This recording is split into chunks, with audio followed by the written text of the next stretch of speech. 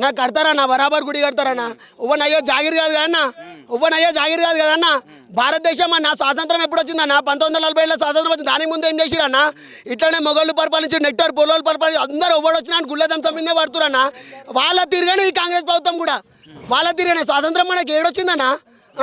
భారతదేశానికి స్వాతంత్రం ఏడొచ్చింది ఏడ రాలే స్వాతంత్రాన్ని యావత్ హిందూ ప్రజలు ఒకటయ్యి భారతదేశానికి స్వాతంత్రం తెచ్చుకోవాలి అర్థమవుతుందా ఈ కాంగ్రెస్ ప్రభుత్వం ఉండని రోజులు ఈ గుళ్ళ మీద దాడులే ఎప్పుడైతే కాంగ్రెస్ ప్రభుత్వం వచ్చిందో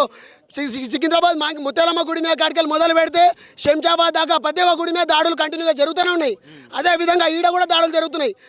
ఎన్ని దాడులు ఇంకా ఎన్ని గుళ్ళు ధ్వంసం చేస్తారు మొఘళ్ళు పరిపాలించినప్పుడు ఇదే గుళ్ళ ధ్వంసం చేస్తుడు ఇదే పరిపాలన వీళ్ళు కూడా ఇదే పరిపాలన మొఘళ్ళు వీళ్ళు అందరూ ఒకటే అర్థమైందా మొఘళ్ళ పరిపాలన ఇప్పుడు కూడా జరుగుతుంది మనకు స్వాతంత్రం ఏడొచ్చింది యావత్ హిందూ ప్రజలందరూ ఒకటి కావాలి సంఘటితం కావాలి ఈ కాంగ్రెస్ ప్రభుత్వానికి బుద్ధి చెప్పాలి సనాతన ధర్మం ఐక్యత కావాలి ప్రతి ఒక్క గుళ్ళు మనమే కాపాడుకోవాలి జై శ్రీరామ్